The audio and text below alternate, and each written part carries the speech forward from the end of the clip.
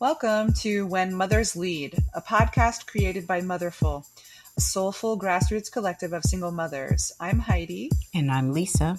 And we will discuss how you can be a part of this movement and what the world will look like when mothers lead. I see the mothers marching. I hear the mothers singing. I feel the mothers grieving. I see the mothers leading. I hear the mothers shouting. I see the mothers dancing. I feel the mothers healing. I see the mothers leading. I see the mothers healing.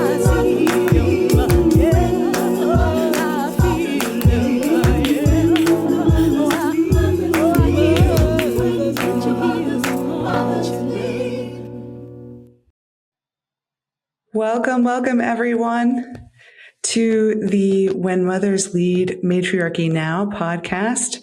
My name is Heidi House. And I'm Lisa Woodward.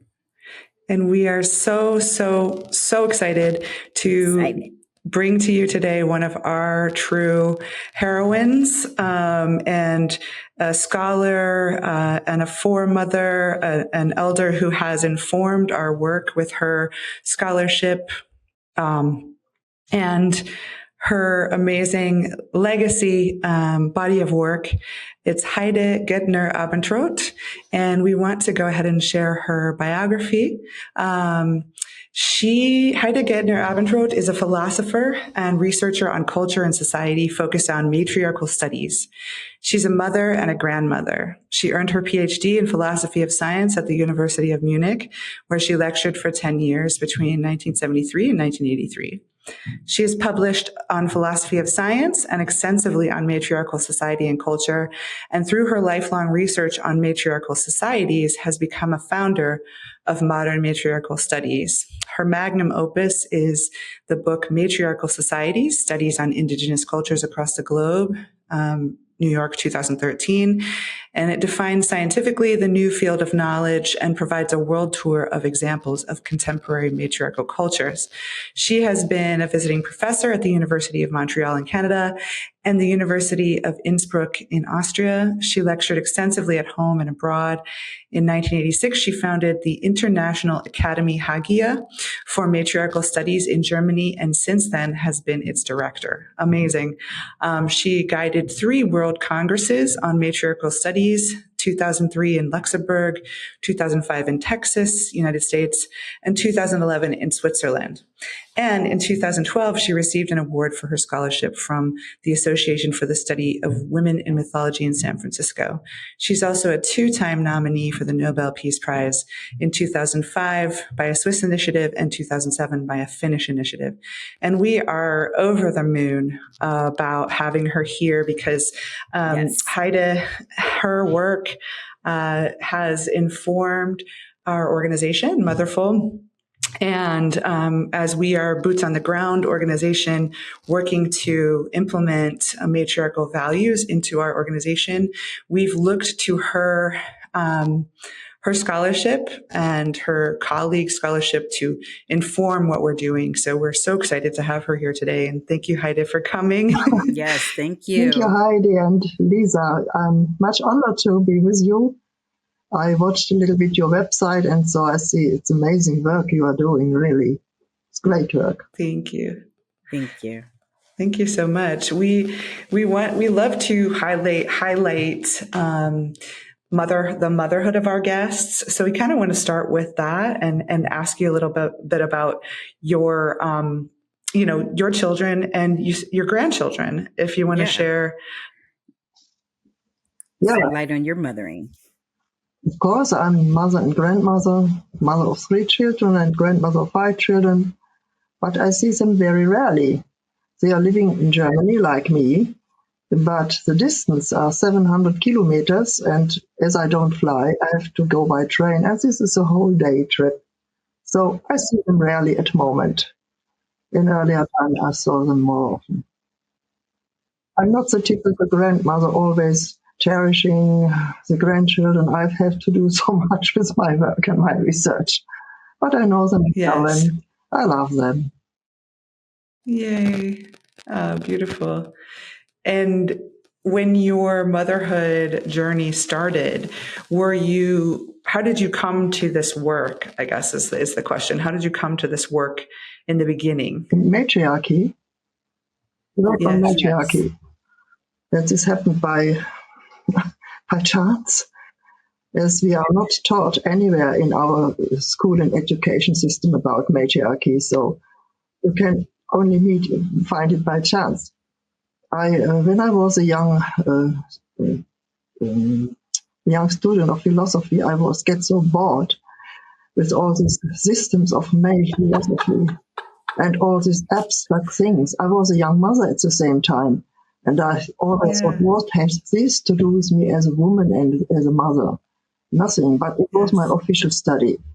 And by chance, I met the work of the Swiss scholar, Mother Wright, and of the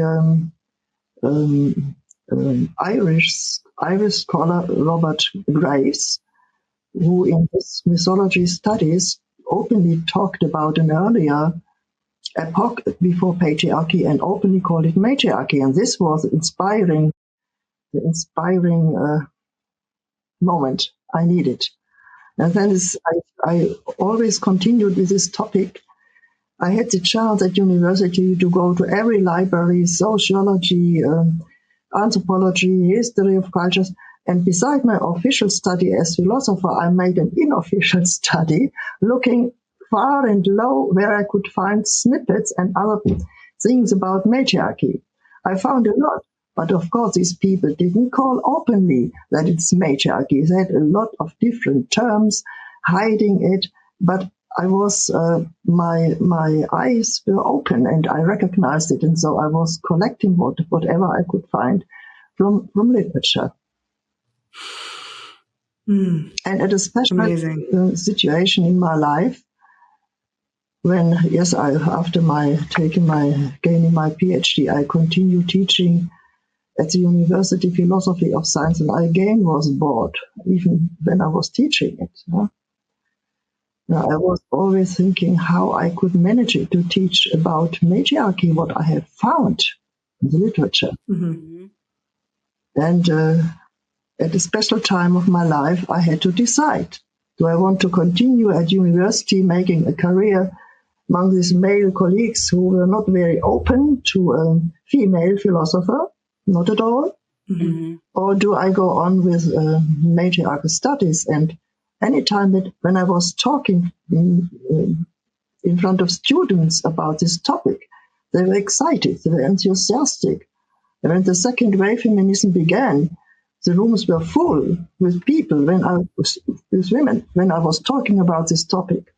So I got the impression that this is socially relevant, much more than my official study, and I decided to go on with this and to leave university, and I left it.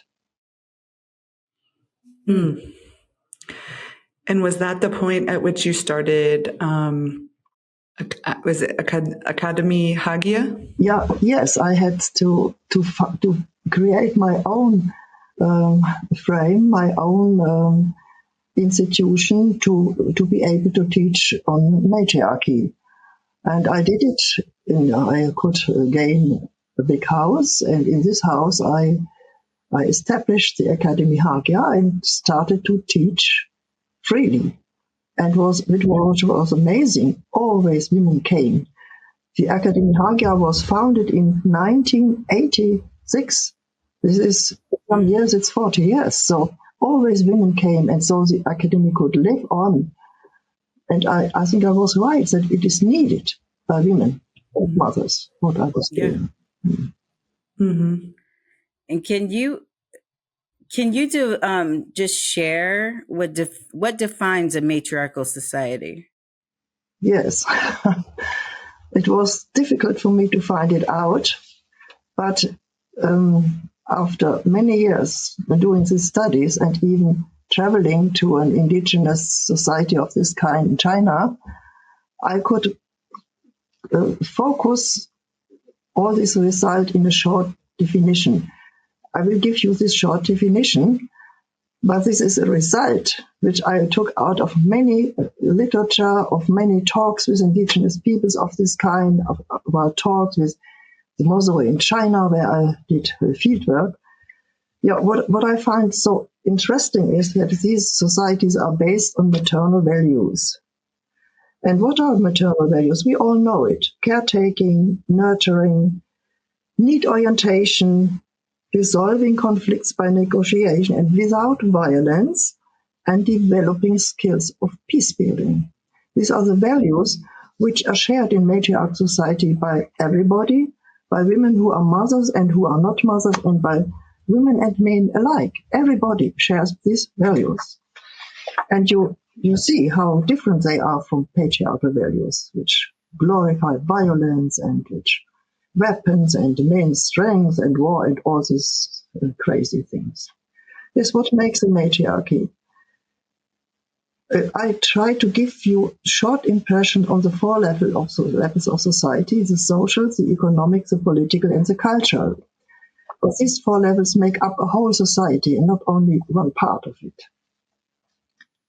And at the social level, matriarchies are built on kinship along the mother's line, whose main features are clan organization based on matrilineality, this mother's line, and matrilocality. That means residence with or near the mother. And this puts mother at the center. This puts mothers at the center. And they guide their clans without ruling and without commanding, without domination. For matriarchies are not women's rule as the wrong misunderstanding would have it. They are truly egalitarian. We will see soon how they manage this egalitarian way. They have full gender equality even if mothers are at the center. They are not at the top. They are at the center. That's quite different. So at the social level, I call them non-hierarchical horizontal societies of matrilineal kinship, to put it very short. Mm-hmm. And the economic level is very interesting, for the economy of matriarchal society is in the hands of women. They are the custodians of the goods for life, such as land, houses, and food. And of course, they have no right of ownership. Nobody has right of ownership or private ownership in a matriarchal society. But the mothers have the right of distribution, equal distribution to every member of their clans. And they pay constant attention to balancing the economy through free and equal distribution. So at the economic level, I call matriarchies societies of economic mutuality based on a circulation of gifts. They are giving, so that everybody has a good life. When you look at the political level, you see how they manage the egalitarian way of their life. Because they are led by consensus, with a political basis in the clan houses, where decision-making takes place. Then this is combined with a system of broader councils outside, such as communal, local, and regional councils. No state building. States are a patriarchal matter. And delegates of the clan houses, for the most part male, assemble in these broader councils, but they do not make decisions on their own. They are only speakers. They communicate and coordinate the decisions of the people in the clan houses. So all politics come from below, from the clan houses. Sometimes I call it a true grassroots democracy, what we have here. Yeah, what our former democracies claim but fail to deliver in any way. So you have, on the political level, you can call them egalitarian societies of consensus. And this consensus is true because everybody in the clan house is included and all decisions come from the clan houses. Mm-hmm. And at last, the cultural level, matriarchal people practice a deep, supporting and all-permeating spirituality. They regard divinity as immanent, for the whole world is regarded as divine, as feminine divine. Therefore, at the spiritual level, I characterize matriarchies as sacred societies and cultures of the divine feminine or goddess. So this in short, in some minutes, what makes the structure, the setting, or the of matriarch societies, and each of these societies which I met have these structures, even if they practice their spirituality and in different way, and other things in different way. So you have a rich scale of diversity in matriarch societies, but these are the common features which they all have. If they would not have it, they were not matriarchal societies. So thank you for listening. Oh yeah, it's fast. It's amazing. It's amazing.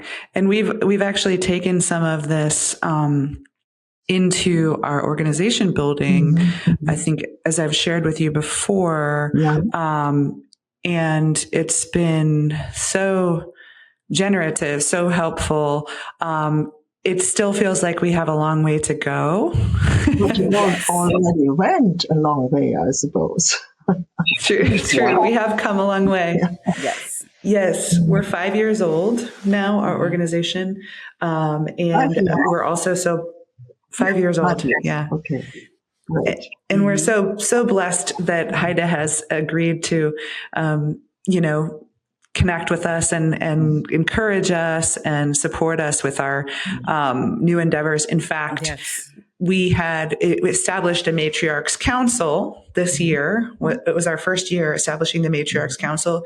We started with 20 members, and then we ended up with 11 members. And next year, we're going to be doing a vote. So last year, it was by invitation, mothers who had been active in the collective. And so this coming year, we're going to do a vote of all the members. So we have 500 members in our collective, all mothers with children throughout our city. And so that's something that we implemented that has come from Heide's suggestion. So we thank you for that. Yes. It is fascinating that you make a big council with all these 500 women. And I hope you start with smaller councils and then bring the votes of the smaller councils to the bigger ones. Or do you want to? Well, we have just one small council, one small council, 11 mothers. We had 11 mothers from the 500. Yes. And how do you bring all these 500 mothers and their voices in? So currently we have an app. It's a private app where the mothers can connect with each other and connect with us. And we also have, that's kind of what helped us in the pandemic. And we also have a physical location where 3 times a week, mothers can come to, it's a youth center. So it's actually family based. That hosts us. It's called the 254 Gehenna Youth Center. And so 3 times a week, mothers can come with their children to pick up, we have a food pantry. So resources. I saw it. And resources and also our community garden. So that's where the mothers meet. We also have monthly meetings, different kinds of opportunities for mothers to come together in community. And we're still building that. In fact, I know, Lisa, you had a question about the co-living. So ultimately, we are working on a housing project where mothers and their families can live together. And so we're hoping to have that in the next 2 years, a small version, which would probably be up to 20 families here in Columbus, Ohio, would live in this building. This co-living environment. We're going to implement a lot of amenities that aren't normal. So moms will have an easier time working together to take care of some of the things, domestic things that would make life easier, like prepared meals, a laundry service, childcare support. And we definitely wanted to get some wisdom or advice on starting our co-housing development from you. I think the best way which you created is that mothers come together and collaborate to make it easier for every individual mother. Because these nuclear families, which so many mothers are trapped in, is such a disaster. Women cannot collaborate, and in matriarchal societies with the clan, they always collaborate. Mm-hmm. So the freedom of the individual mother is greater than we know it in our societies. It is really great. It's good, very good. Yeah. So that's interesting that you say that, because we were just talking about that yesterday. Yeah. Remember, Lisa, because I got remarried after we started Motherful. I was a single mom for about a decade, and my husband's an amazing man. And I also was talking to Lisa about how marriage and the institution of marriage, the heteronormative marriage, really has so many limitations as far as your individual power as a mother and as a woman. Luckily, I have a very matriarchal husband, and he's incredible in that way. He comes from Rwanda, and I believe there is a lot of matriarchal value there as well. Yeah, he comes from Africa. Yes. Rwanda, yes. In Africa, you have lots of matriarchal elements, and the mother is in high esteem. Motherhood is in high esteem. In many of these societies. Heidi, I would like to ask you. You were talking about family, so you integrate men, of course. Yeah.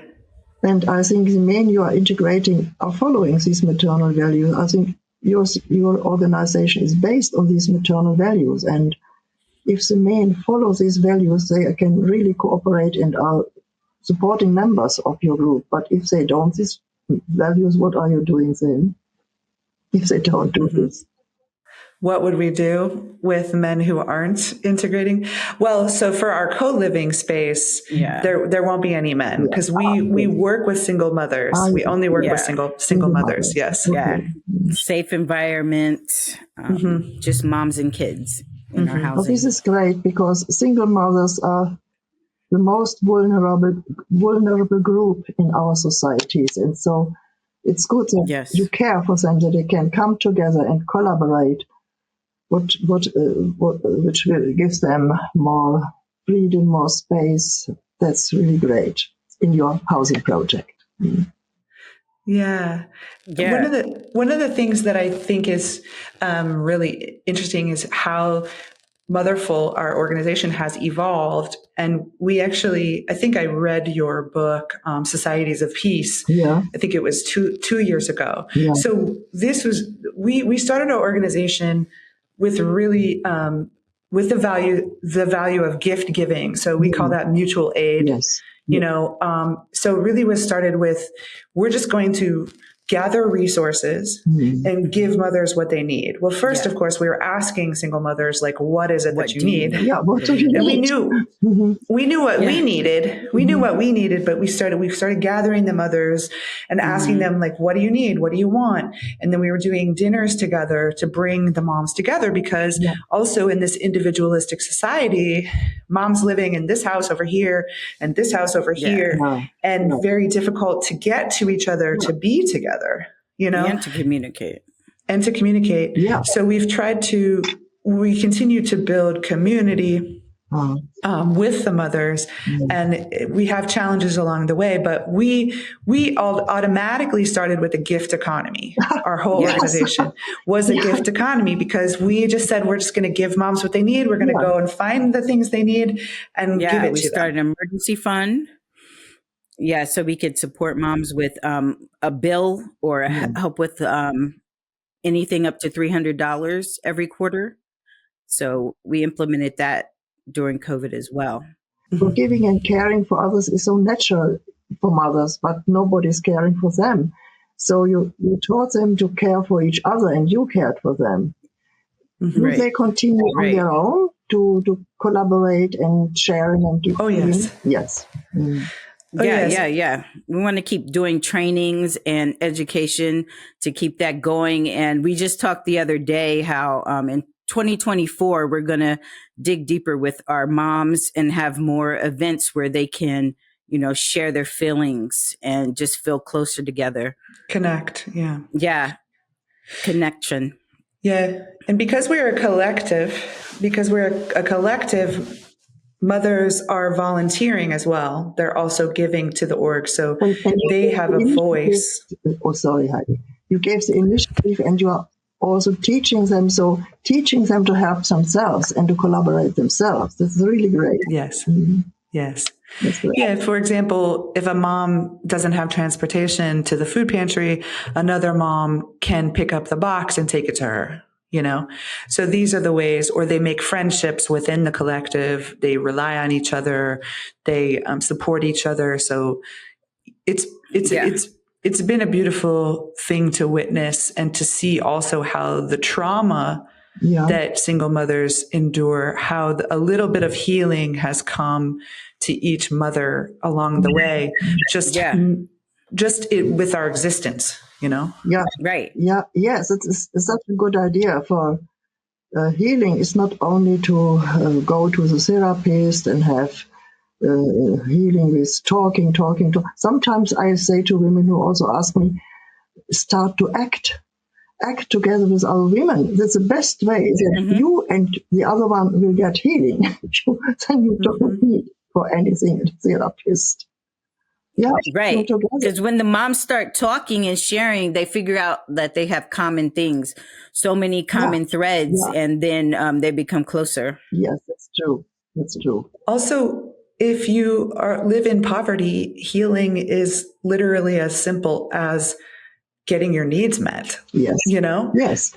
I mean, if you live in oppression, healing is, liberation from that oppression, which poverty is so oppressive, and so many single mothers live in poverty where we are. Yeah. And maybe you are the first to ask them what they need and you give it to them. So each gesture of this kind is a big healing for them. Yeah. So, and they are not alone. Yes. As long as they are alone, they are so vulnerable. But when they act collectively, they get strength, and this is also a big healing. Yeah. Yeah. And I wanted to ask you, Heide, about, this is your life's work, and it's so amazing. I have chills, like just thinking about the body of work that you have and the amount of just the depth, the width of everything that you have done in your study and your teaching.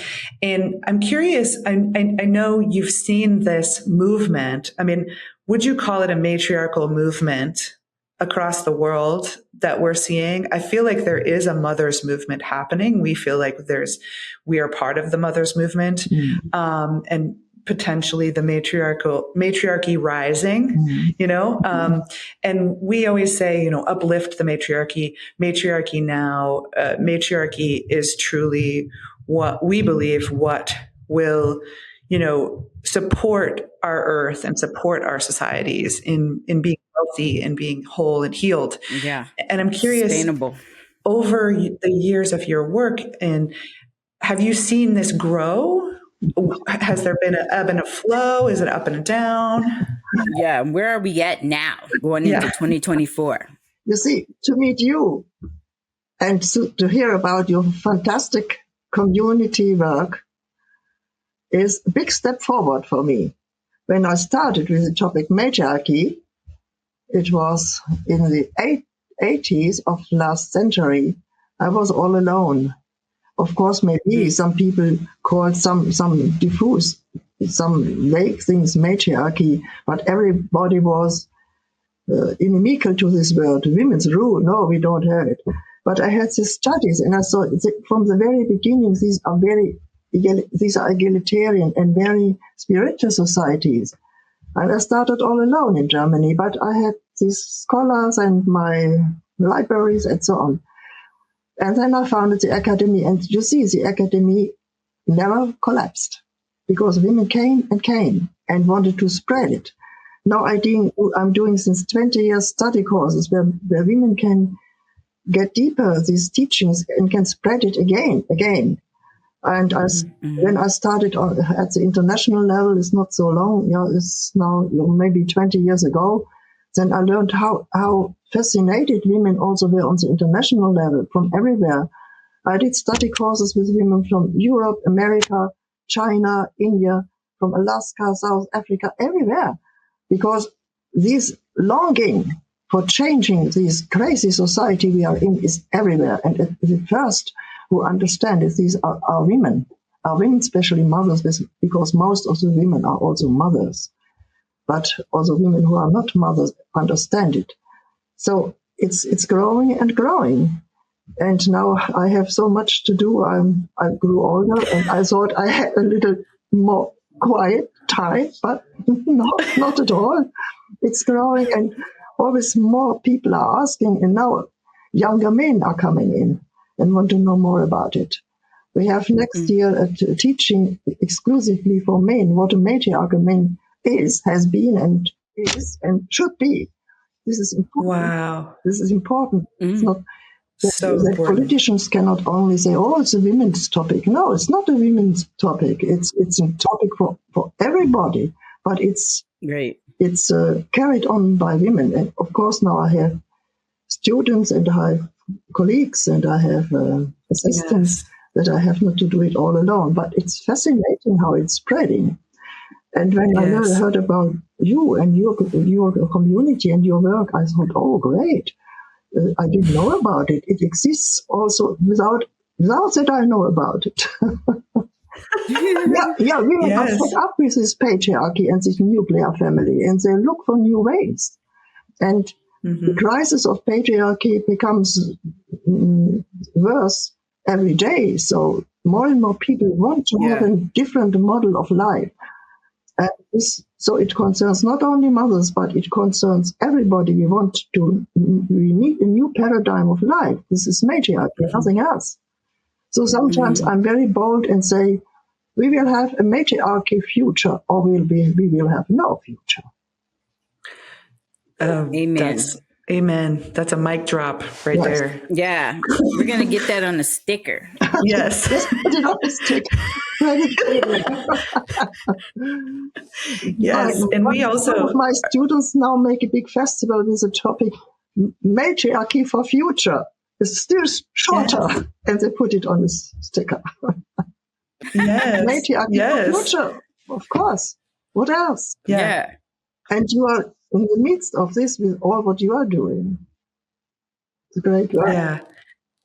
Yes. And let me ask Heidi and Lisa, I'm interested in your structure. You have this housing for single mothers, and around the other mothers, they are living in their own houses with their own families, but they collaborate with you. It's like a network or neighborhood or like this. Yes. So we live in a city of, how many people are in Columbus? Like 100, like 1 million, I think. Yeah. In Columbus proper. Yeah.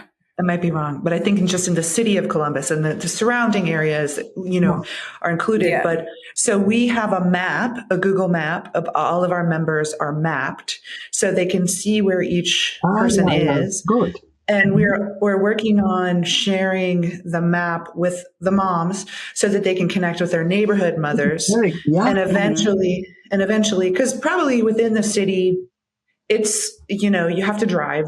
There's not great public transportation, but you can get from one side to the other side probably 20 minutes either way. We always say, like, you can drive 20 minutes and get anywhere.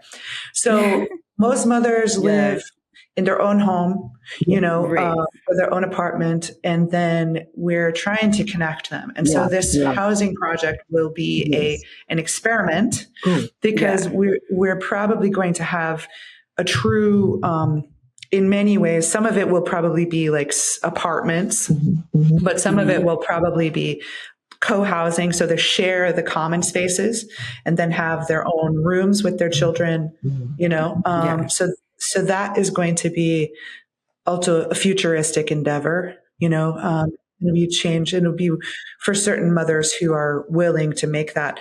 But hopefully the housing will be subsidized so that, when they come into the housing project, their rent will be lowered. Yeah. And ultimately, our goal is to build an eco village so that, but for now, we have a developer who's also a mother, the woman who's a developer, she's also a mother, and she has come to us and said, "Hey, I want to build this project with you in the city." Oh, wonderful! Because affordable housing is a big issue. Right. We have a housing crisis, So ultimately, this is kind of a step on the way to the next eco village, which would be a farm, and mothers could own a piece of it, and then also we want to build businesses together. Yeah. So great. Yeah. And not everybody will live in our housing, but you can still be a part of our collective, because we still have at least 3 days a week where you can come and get supplies and, get connection, get hugs, get laundry soap. We have a laundry soap distillery where not distillery, refillery. Refillery. So you can come and get laundry soap in your glass jar. You can come get diapers, different supplies and food. So you'll be able to do that. Clothing. Who is caring for these supplies? Is it by donations? And how? Yeah, by donations. Yeah, we have so many partners that, because we just reach out to organizations or companies and we say, "Hey, would you be willing to donate to single mothers?" And then they send it and we give it away. Yeah, that's great. What a fantastic work. And with the connecting, you told me that with these common meals, you brought the mothers together. But today we have so many modern technologies which is easy to connect, really. It's connect via apps or via online and so on, even if the city is big.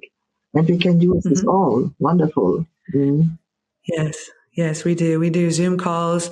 About monthly, we try to do a community conversation and a town hall. So the mothers can talk about what they need, talk about what their questions are, what their desires are.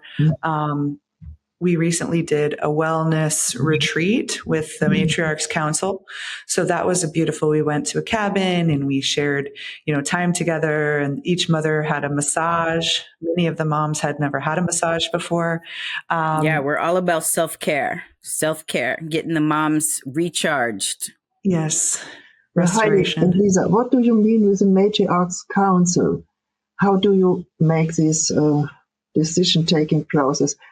Who is the Matriarchs Council and how do you do it? Yes. So this past year was our first year with the Matriarchs Council, and we invited 20 mothers to be on the council. At the end of the year, we had 11 mothers, just because single mothers have very little time, very little energy, but we would meet once a month and we were doing leadership development with these matriarchs. So learning what it is to be an organization, what it is to take action in building the organization. We did things like fundraising. We did things like activism. We did things like talking about conflict transformation. Yes. Rest. Rest, talked about the importance of rest. So just different topics that we would meet and share, and discuss. And then also the matriarchs support in decision-making for the collective. Yes. The matriarchs make the decision, but I think in consent with the different groups of mothers, or how do you do it? This political pattern is much interesting to me. Well, so this was the first year. I can imagine that women have even to learn to take the decisions, for they are not used to get in this responsible situation. So, but if they learn it, they will be proud of it. Okay, Heidi. It was a learning process for sure, because we definitely felt like here we want you to make decisions. Yeah. And now that you're saying that, actually, it just kind of was an aha moment for me, because we kept thinking, like, what's going on? Why aren't the moms like more interested, more active, more engaged? Yeah. And I never thought that, I just didn't think until you said that maybe they haven't been empowered to make decisions, And I'm not saying every mother, but it did feel like kind of like pulling teeth sometimes, because we're trying to say, this is our organization. This is ours. It's not just mine and Lisa's and the boards, it's all of us, and so I think we're still working on how do we get mothers, matriarchs to really fully engage and to take that responsibility. And maybe it's because they have too much responsibility already in their lives. Yeah. They're done. They're just exhausted. That's kind of what I thought. They're exhausted from always making all the decisions in their family alone, Yeah. And so we're looking to the next year. We want to implement this vote, get the vote from the whole collective, and have representatives like you had advised. We're going to have representatives from to represent the whole collective. Yes. For example, when moms live in a neighborhood, they can discuss among each other, meet and discuss a small group, and send a representative to a broader council, and then the discussion goes on. But I know it's a learning process, as we know that some are overburdened with decision taking because they have been left alone, and others are have so less self-assertiveness that they don't dare to make a decision. This is really a learning process, but an important one, and it's also a healing process, really. Yeah, it is healing, because they need to feel valued and just worthy. Right. And those things are low. And so even though they have great things to offer, they feel pushed back, or they don't have a voice. So we're trying to do more events to make that happen. It's not easy. It's a lot of work. It's true, Lisa. But you start with a wonderful way. You ask him, what do you need? But but what is the need? Sometimes it's the basic need, but you can continue to ask, and what do you need for your? It's always changing. For your soul, for your mind. What do you need? Yeah. Maybe well, our goal is to give them like as many resources that they need, so they can think like, okay, I'm a woman. Yeah. Like, what do I want as me? Yeah. As me, because all these other issues are taken care of and put to the side because you're held. Yeah. Well, that's a really interesting thing that's taking me somewhere else, because I want to share a little bit about how, just for us, the process of creating this organization has been healing. Yes. And because of the way that, we have had to step up each to the different levels of growth, and also just taking the initiative, because actually Lisa and I met in 2013. So we didn't start the organization until 2018. So it took us 5 years. We talked about it for 5 years, and then finally it was time. And I think we never felt like ready, we just said, okay, let's do it. And we knew that we needed to do it together, and then very quickly we realized within a year or maybe two that it needed to be a collective, and that it would have to be very much generated by multiple mothers. But I want to maybe also uplift Lisa. I wonder if you could talk about how the process has been healing for you of creating Motherful. Oh, I mean, Motherful creation has been super healing, because I was a teen mom. And so I felt like I was just kind of alone for a long time, and just doing too many things at once. So to step into an environment where there's lots of moms that I can depend on and just share the same stories and values was great. You know, I have my own village. Like all these moms, we have our own village of just dependable resources and people. So that has been super, super important in even helping to raise my young daughter, because I have 3 girls and 2 are adults, but just support in mothering my 11-year-old with a collective has been super, super helpful to me. Yeah. No, that's true, Lisa. That's so true. So you see, it's not by chance that every matriarchal society is based on a community of women, because mothers need each other so much, and it's great. And I'm astonished that in 5 years, so you and Heidi could develop such a huge and big project. It's amazing. In 5 years, very truly amazing. Yeah. Yeah, there's so many miracles and great things that happen every single day, you know. It's we're doing some awesome things. Yeah. Everybody. Yeah. I couldn't do this alone though. No.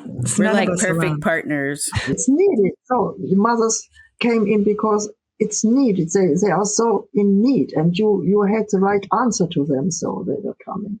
Mm-hmm. That's great. Mm-hmm.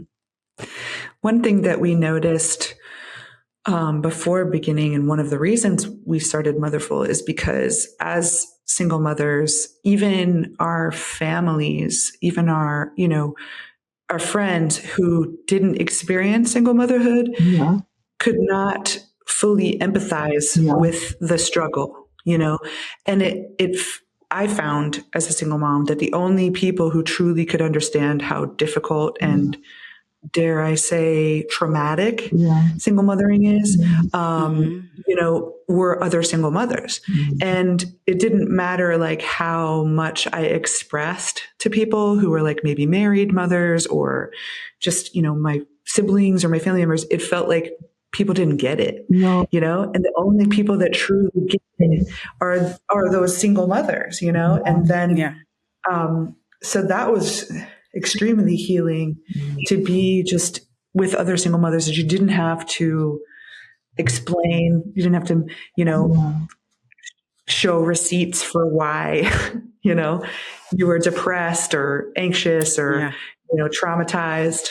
Yeah. Lisa, I would like to ask you, did I get it right that you created or had a village around you as a mother? No, you started as a single mother, and then you explained how many you have around you in a village, but you are living in the same city. Oh, no. No.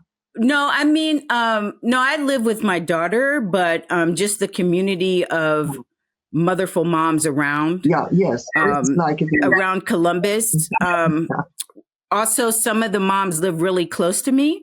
So we share dinners and we share childcare in that respect. But, I just feel like I have a lot of sisters. Yeah. Yes, and that's a great feeling. Yeah.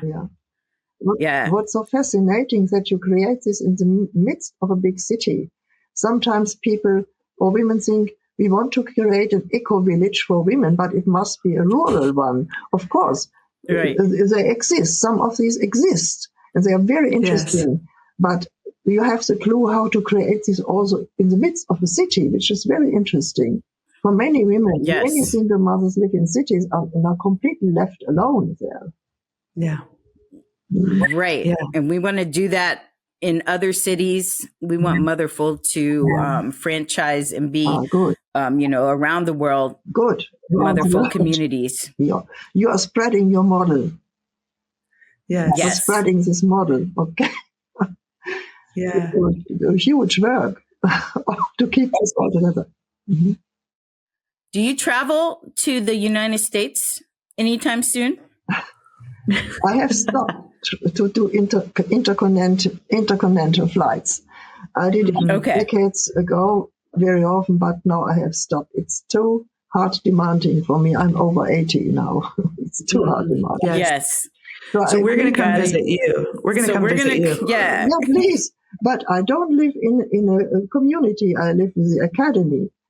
But my community is not direct, but indirect. I have so many people who sympathize with it, and so many students and so on. So it's more in how to say that, is in a spiritual intellectual community, not a direct one. But what is also nice, as you said, it was healing to create Motherful. For me, it was healing to create Academy HAGIA and to say and teach what I have learned, and not to be silent like they do it in the university with ideas which they don't want to have there. It was healing. And anyway, when I was teaching and talking with women, it's healing. It feels so good. Yeah, I noticed a quote that you shared. I wanted to talk about this. A quote from your bio. It says, despite all the hostility directed against modern matriarchal studies, it is not possible to disregard its findings. It presents us with a well-balanced, egalitarian, and basically peaceful society.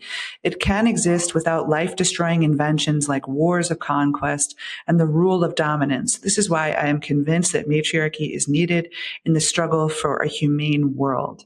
So it sounds like you've come up against a lot of adversity and challenge to the matriarchal studies. Yeah, can you talk about that? Yes, I put it short. It's a long story. I could fill a book with its hostilities, but I make it short. You see, because in nearly every mind, the people have the idea matriarchy is women's rule. And we set out, especially me, when I use the word matriarchy, to suppress men. It's so silly, and I have to explain it again and again. But this wrong idea is not fostered by some institutions and by the patriarchal mindset to silence all studies in societies which are non-patriarchal. So I had always these difficulties. I had to leave universities. They didn't want to have this topic in, but I'm well trained as a scholar. But I left. I didn't want to have all these fights. It would have drained my energy, so I left it. And of course, women always support it. But anyway, I had also difficulties with women who were of the opinion that I have to create matriarchy at once, like that it falls from the sky as a miracle.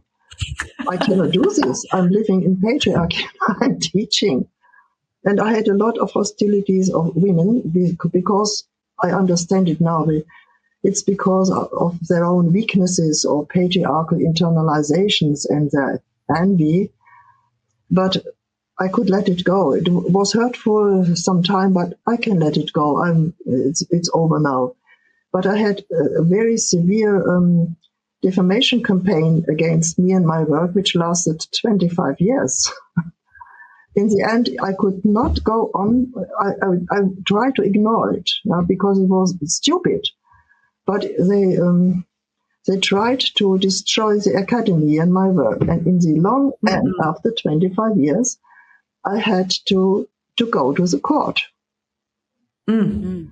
And these people were accused, and they lost. They lost twice in every instance. It was such a hard time, and I lost a lot of time and energy, which I didn't have for my work, but I had to stop this. And this was important.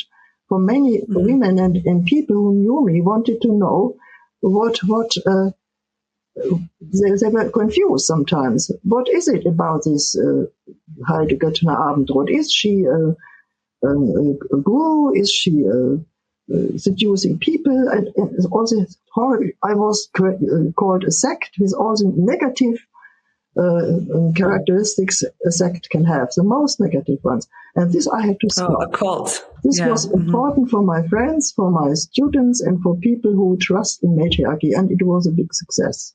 And since then it's silent, but of course I try to bring this topic to scholars and to politicians and to the broader public.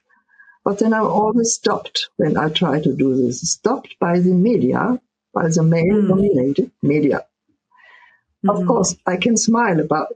I think when you bring something new and provocative into the world, you will be attacked. It's normal. It's usual. But anyway, so many women and also now men support it, they cannot stop it. And this gives me a lot of confidence and energy. So I'm now an old woman. I can smile about all this. And these fights destroy me. They make me stronger. So here I am again.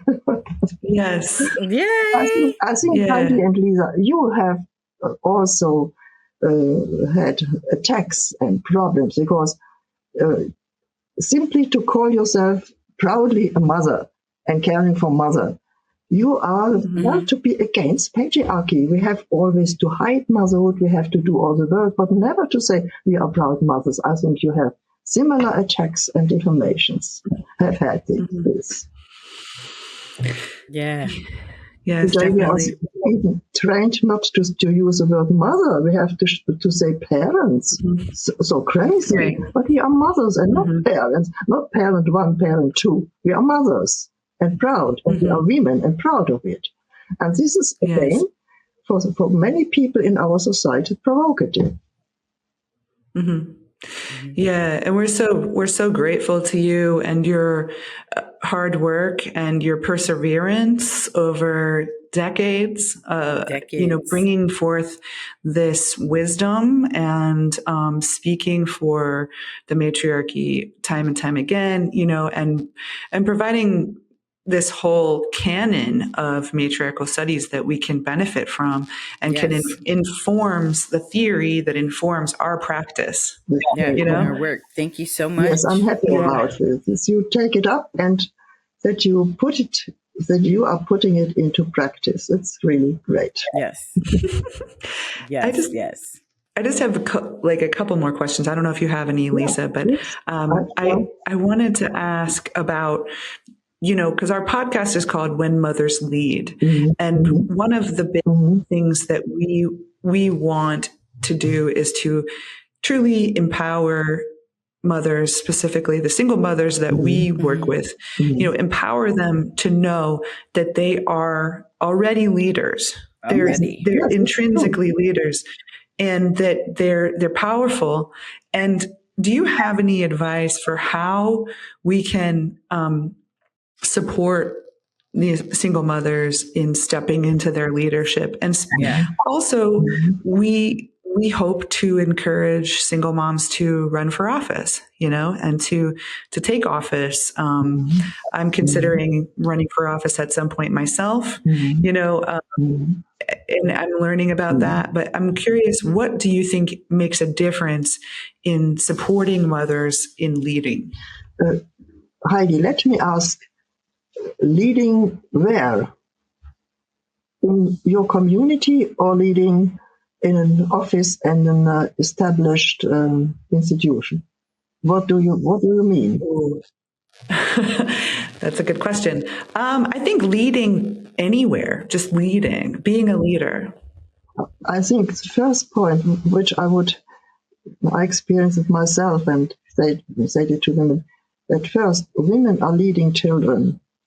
And leading children from every year, and when they are developing in a wonderful way, they are changing nearly every year.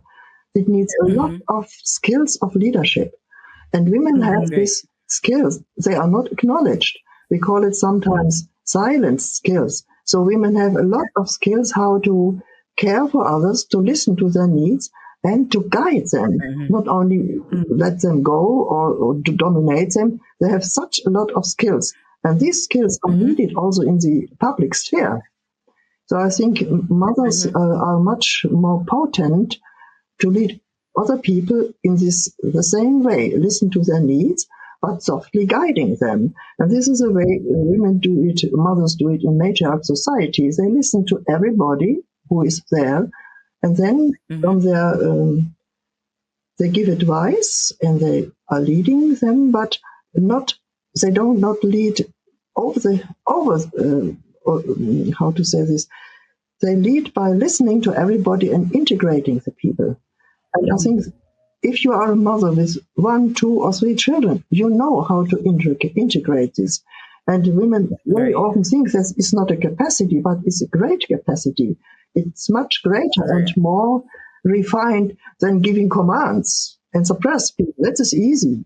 So, and I think when we start to tell women and mothers what is their skill and that they should use it everywhere, not only children, but also with friends and with colleagues, then they can become proud of their capacity.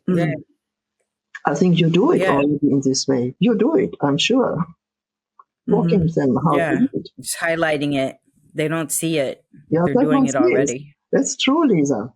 All the capacities women have are obscured, so they do not see what they are doing.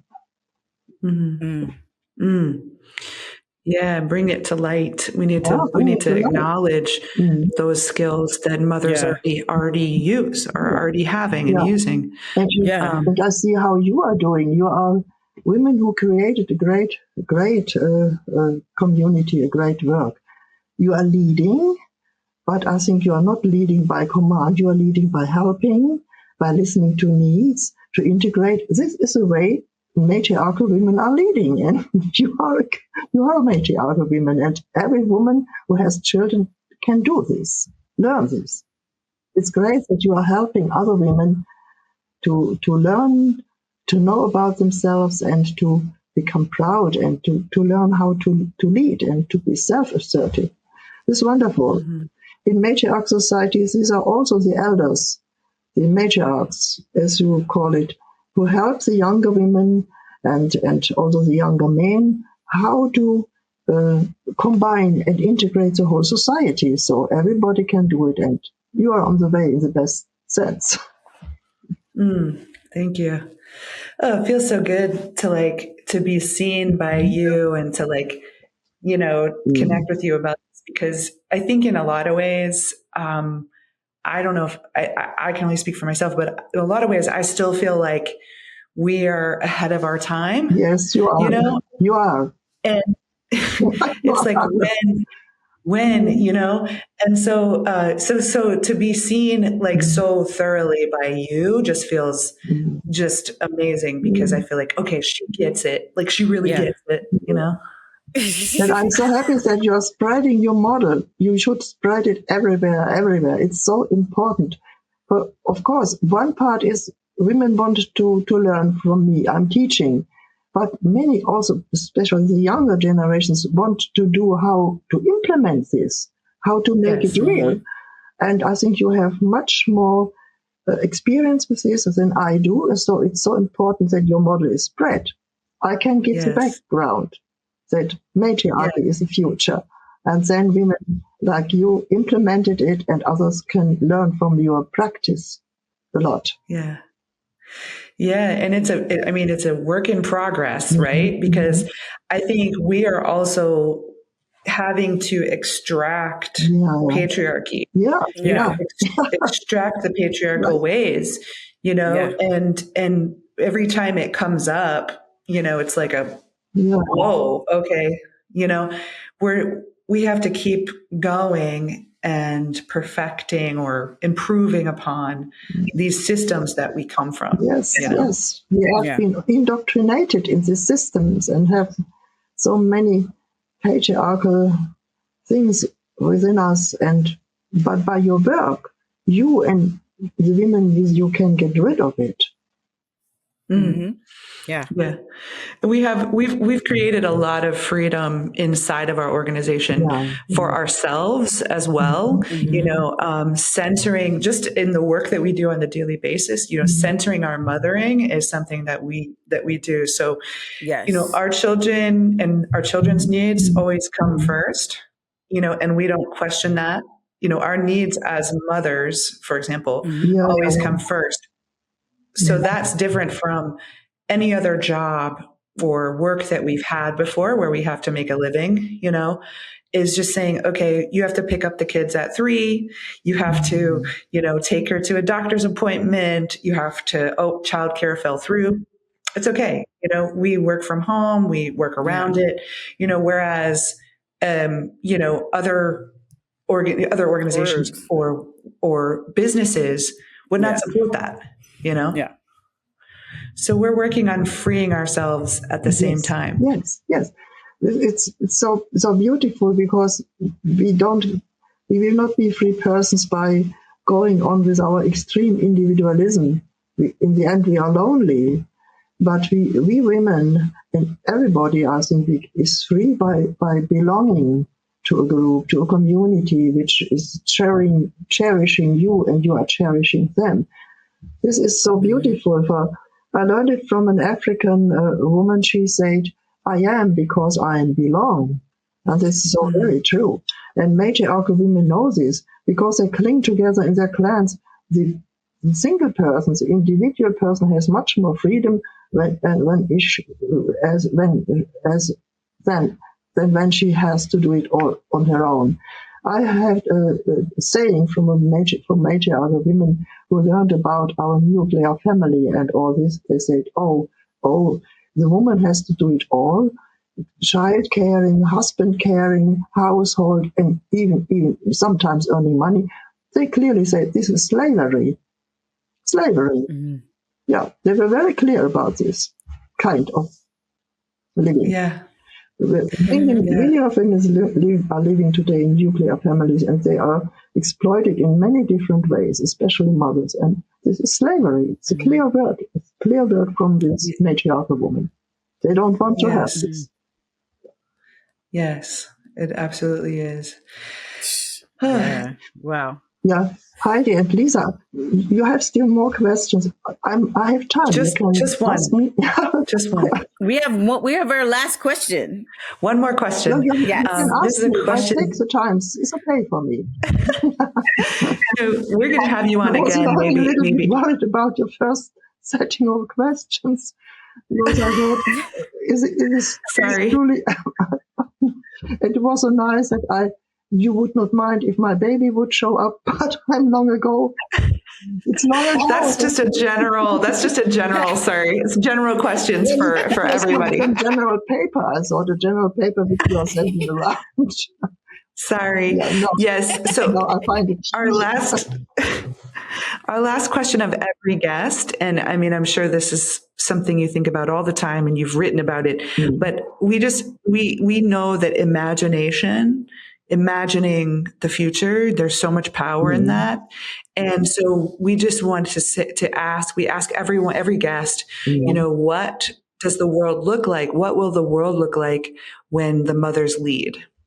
Oh, it's easy to answer. The world will transform into a matriarchal world, into a mother world, but I say clearly into a matriarchal world, because gift economy and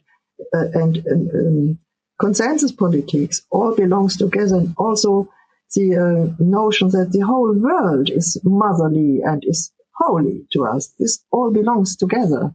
So, as I said before, we will have a matriarch future, or we will have no future. But I have also a last question to you. Okay. I have a wonderful example about a rural eco-village. It's Nashira in Colombia. They are my friends, and I often presented their model in my study course. But your model is also interesting to me because it's in the big city. So I would like to ask you if you can give me some short paper description or short films that the form and structure of your model can be visible. I would like to if you agree, to introduce this in my study courses, that women can see what is possible. Do you have some paper or video or something like that? Yes, we do. We have a couple of videos we can send, and we will send you our, just a bunch of different, explanations of what we're doing. Yeah. So I'll definitely send that to you. And then when we have more things happening, we'll send them over to you. And we want to come visit.